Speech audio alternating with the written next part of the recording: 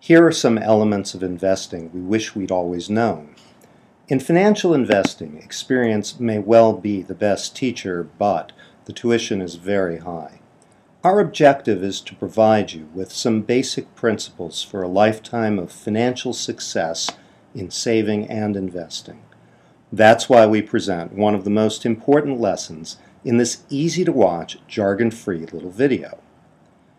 The secret of getting rich slowly but surely is the miracle of compound interest. Albert Einstein is said to have described compound interest as the most powerful force in the universe.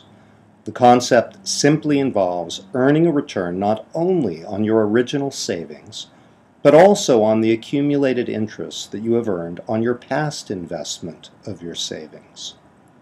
The secret of getting rich slowly but surely is the miracle of compound interest. Why is compounding so powerful? Let's use the U.S. stock market as an example. Stocks have rewarded investors with an average return close to 10% a year over the past 100 years. Of course, returns do vary from year to year, sometimes by a lot. But to illustrate the concept, suppose they return exactly 10% each year. If you started with a $100 investment, your account would be worth $110 at the end of the first year, the original $100 plus the $10 that you earned. By leaving the $10 earned in the first year reinvested, you start year 2 with $110 and earn $11. Leaving your stake at the end of the second year at $121.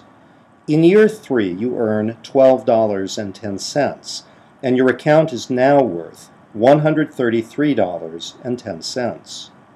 Carrying the example out, at the end of 10 years, you would have almost $260. Without compounding, you would have earned $10 per year for 10 years, and ended up with $200, $60 less. That's why compounding is powerful. Do you know the amazing rule of 72? If not, learn it now and remember it forever.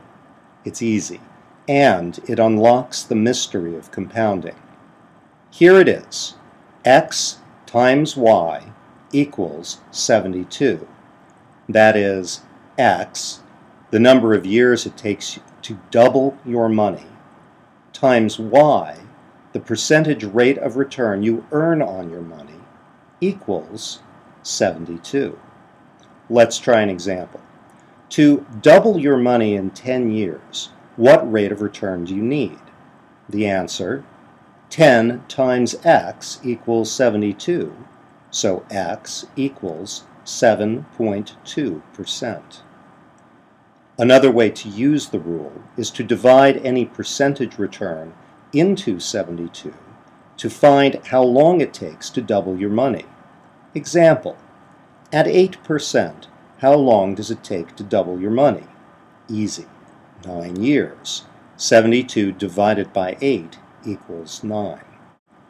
Try one more. At 3%, how long to double your money? Answer, 24 years. 72 divided by 3 equals 24. Now try it the other way. If someone tells you a particular investment should double in 4 years, what rate of return each year is he promising? Answer, 18%. 72 divided by 4 equals 18.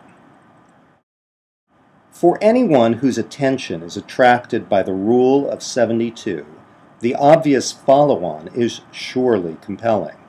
If a 10% rate of return will double your money in 7.2 years, it will double your money again in the next 7.2 years.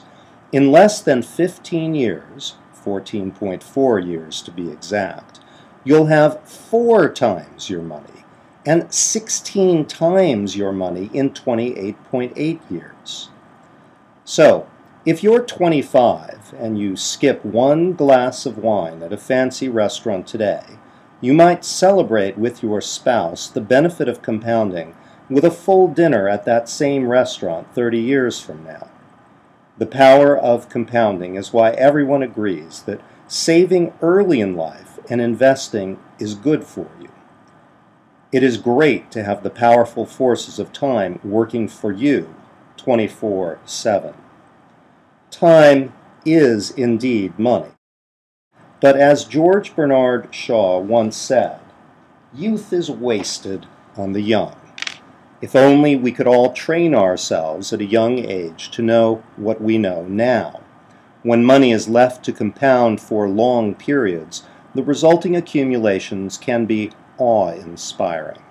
If George Washington had taken just $1 from his first presidential salary and invested it at 8%, the average rate of return on stocks over the past 200 years, his heirs today would have about $8 million.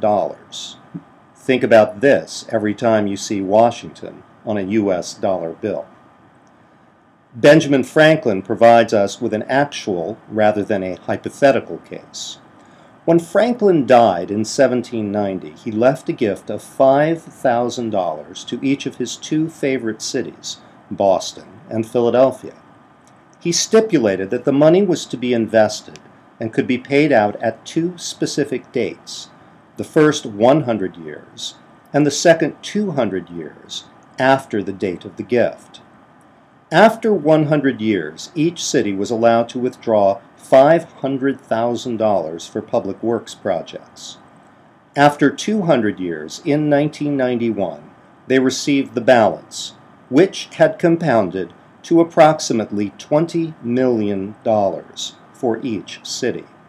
Franklin's example teaches all of us in a dramatic way the power of compounding.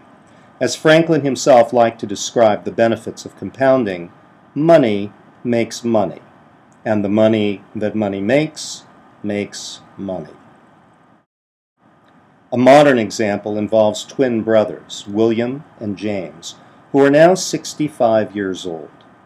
45 years ago, when William was 20, he started a retirement account, putting $4,000 in the stock market at the beginning of each year. After 20 years of contributions, totaling $80,000, he stopped making new investments, but left the accumulated contributions in his account. The fund earned 10% per year, tax-free.